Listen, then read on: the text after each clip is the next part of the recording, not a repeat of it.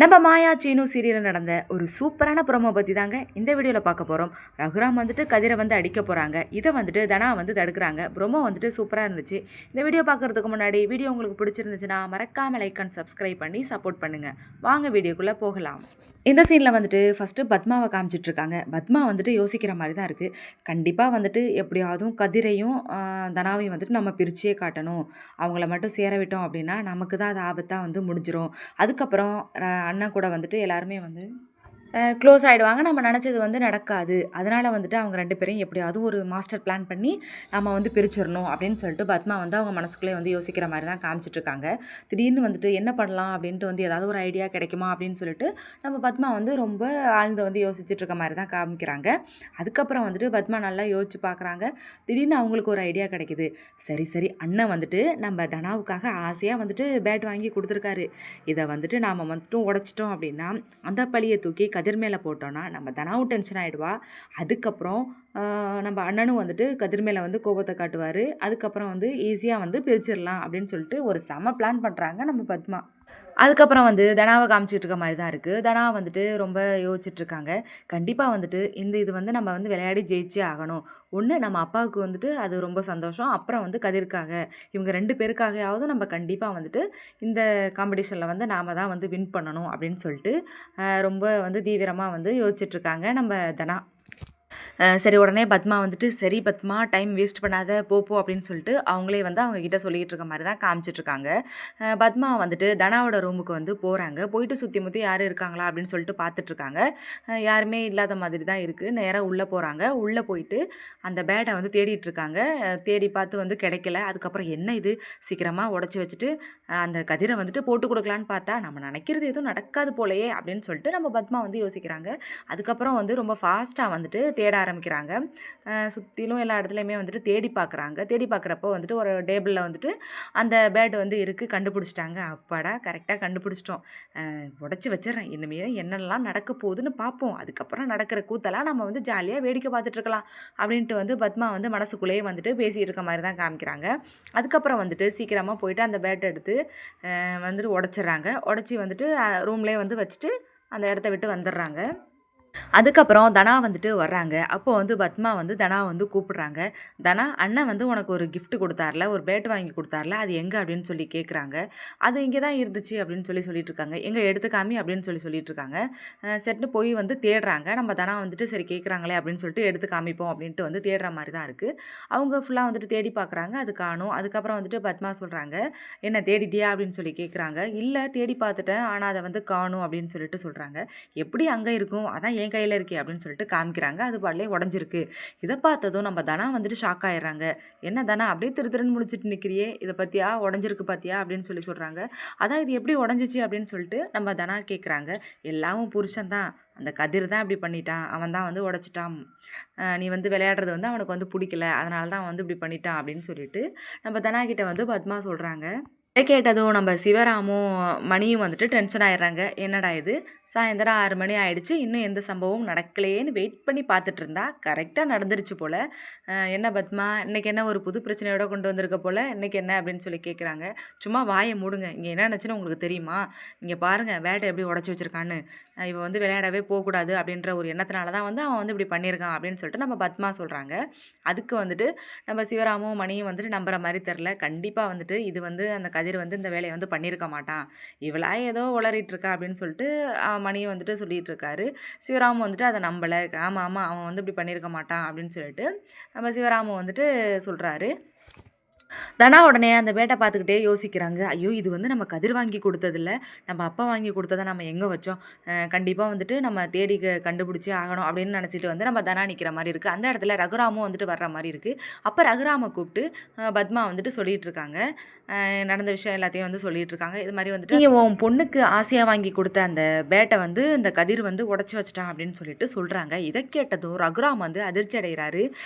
என்ன சொல்கிற பத்மா அப்படின்னு சொல்லி கேட்குறாரு. ஆமாண்ணா அவளை வந்து விளையாடணும் அப்படின்னு சொல்லி தானே நீ வந்து வாங்கி கொடுத்த, அது அவனுக்கு பிடிக்கல போல், அதனால தான் அந்த கதிர் வந்து உடச்சிட்டாங்க பாரு எப்படி இருக்குன்ட்டு அப்படின்னு சொல்லி காட்டுறாங்க. இதை கேட்டதும் நம்ம ரகுராமுக்கு வந்துட்டு கோவம்னா தாங்க முடியல, அவரால் வந்துட்டு அதை ஏற்றுக்கவே முடியல. எப்படி இப்படி பண்ணியிருக்கான் அப்படின்னு சொல்லிட்டு, பாத்தியா தானா இப்படி இவன் என்னென்ன வேலையெல்லாம் பண்ணியிருக்கான்னு நான் அப்போவே சொன்னனே கேட்டியா, இவனை நம்பாத, இவன் சரியான ஃப்ராடு அப்படின்னு சொன்னனே, நீ எங்கேயாவது கேட்டியா?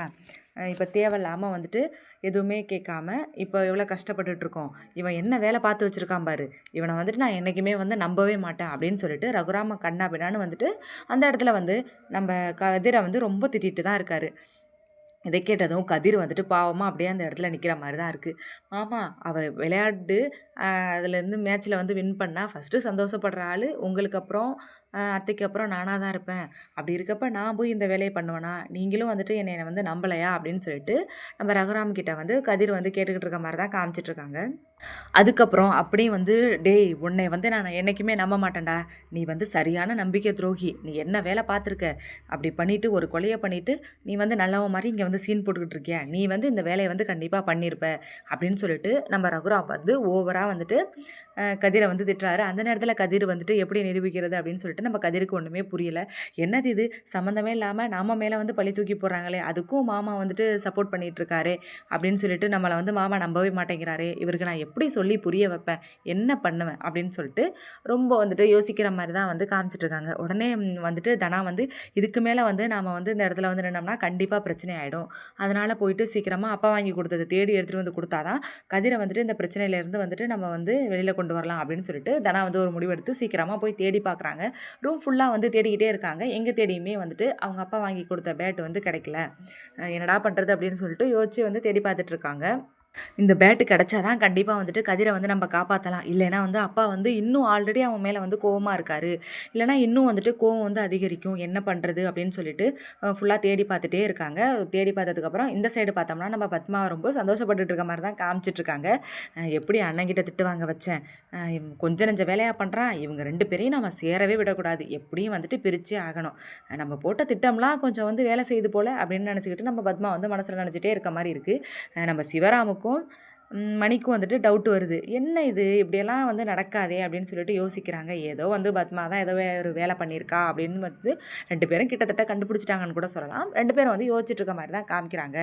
சீக்கிரமாக வந்து தனா தேடிட்டு இருக்காங்க.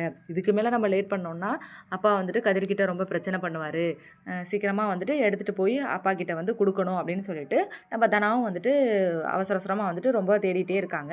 அதுக்கப்புறம் வந்துட்டு ஒரு இடத்துல வந்துட்டு அவங்க அப்பா வாங்கி கொடுத்த பேட் வந்து கிடச்சிருது. அதை பார்த்ததும் தனா வந்துட்டு ரொம்ப சந்தோஷப்படுறாங்க.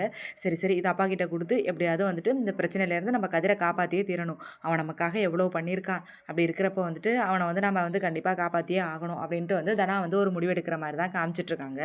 அதுக்கப்புறம் என் கதிர் வந்துட்டு ரொம்ப கஷ்டப்பட்டு போராடிட்டு இருக்காரு. இல்லை மாமா சொல்கிறத கேளுங்க மாமா, நான் அப்படியெல்லாம் பண்ணலை மாமா அப்படின்னு சொல்லி சொல்கிறான். டேய் நிறுத்துடா, நீ எல்லாம் வந்துட்டு ஒரு ஆளுன்னு வந்து பேசிகிட்டு இருக்காத, உன்னை வந்துட்டு நான் எப்போ வந்துட்டு வெறுத்துட்டேன், ஏன்னா வந்துட்டு நீ இப்படி ஒரு காரியத்தை பண்ணிக்கிட்டு நீ வந்து அது இல்லை அப்படின்னு சொன்னப்பே வந்துட்டு உன் மேலே உள்ள நம்பிக்கை எல்லாத்தையுமே வந்துட்டு நான் வந்து விட்டுட்டேன், இனிமேல் உன்னை என்ன சொன்னாலும் வந்துட்டு நான் நம்பவே மாட்டேன் அப்படின்னு சொல்லிட்டு கண்ணா பின்னான்னு நம்ம ரகுராம் திட்டுறாரு. அதுக்கப்புறம் வந்துட்டு இதுக்கு மேலே ஏதாவது பேசினேன் அவ்வளோதான் பார்த்துக்க அப்படின்னு சொல்லிட்டு கையை ஓங்கிட்டு நம்ம கதிரை வந்துட்டு அடிக்க போகிறாரு. அந்த நேரம் பார்த்து நம்ம தனா வந்துட்டு ஓடி வந்துடுறாங்க. ஓடி வந்து அப்பா நிறுத்துங்கப்பா அப்படின்னு சொல்லி சொல்கிறாங்க. என்னம்மா அப்படின்னு சொல்லி கேட்குறாங்க. இருமா, இவனை வந்து நம்பாத, இவன் வந்து நல்லவனே கிடையாது அப்படின்னு சொல்லி சொல்கிறாங்க. அப்பா அது நீங்கள் புரிஞ்சுக்கோங்கப்பா, நீங்கள் வாங்கி கொடுத்த பேட் இந்த இருக்கு பாருங்கப்பா அப்படின்னு சொல்லிட்டு காமிக்கிறாங்க. இதை பார்த்ததும் வந்துட்டு ரகுராம் வந்துட்டு பார்க்குறாரு. ஆமாப்பா, நீங்கள் வாங்கி கொடுத்த பேட்டு தான் நான் அதை வச்சுருந்தேன், இது வந்து கதிர் வாங்கி கொடுத்தது எனக்கு, அதுதான்ப்பா உடஞ்சிருக்கு, நீங்கள் வாங்கி கொடுத்தது வந்து உடைக்கல, யாருமே உடைக்கல, அது அப்படியே தான்ப்பா இருக்குது அப்படின்னு சொல்லிட்டு தனா வந்துட்டு காமிச்சிட்ருக்காங்க. இதை பார்த்ததும் ரகுராம் வந்துட்டு அதிர்ச்சியாகி அப்படியே அந்த இடத்துல நின்று பார்த்துட்டு இருக்க மாதிரி தான் இருக்குது. அதுக்கப்புறம் வந்துட்டு பத்மா வந்துட்டு ஐயோ வந்து உண்மை தெரிஞ்சிருச்சு, எப்படியாவது வந்துட்டு இந்த கதிரை வந்து மாட்டி விடலான்னு பிளான் போட்டோமே, கதிரும் வந்துட்டு தனியாக வாங்கி கொடுத்துருப்பான் போல், இதை நம்ம பார்க்கவே இல்லையே, ஐயோ இப்படி சொதப்பிருச்சே, என்ன பண்ணுறது, கண்டிப்பாக இந்த ஒரு பிரச்சனையை இழுத்து விட்டோம்னா 2 பேரும் வந்து பிரிஞ்சிருவாங்க, நம்ம எவ்வளோ வந்து திட்டம் போட்டோம் அது எல்லாமே வேஸ்ட்டாக போயிடுச்சு ச்சே அப்படின்னு சொல்லிட்டு நம்ம பத்மா வந்து உள்ளுக்குள்ளேயே வந்து யோசிச்சுட்டு இருக்க மாதிரி தான் காமிச்சிட்ருக்காங்க. அதுக்கப்புறம் வந்துட்டு சிவராமுக்கும் மணிக்கும் வந்துட்டு டவுட் வந்துடுது, என்ன இது அப்படின்னு சொல்லிட்டு காமிச்சிட்ருக்காங்க. அதுக்கப்புறம் வந்து பத்மா சொல்கிறாங்க, சரி வேறு வழி இல்லாமல் சமாளிப்போம் அப்படின்னு சொல்லிட்டு நம்ம பத்மா வந்து சமாளிக்கிற மாதிரி தான் காமிச்சிட்ருக்காங்க. அவனே வாங்கி கொடுத்துட்டு அவனே உடச்சிட்டான் போல அப்படின்னு சொல்லிட்டு ரொம்ப நக்கலாக வந்து சொல்லி சிரிச்சிட்டு இருக்க மாதிரி தான் காமிச்சிட்ருக்காங்க.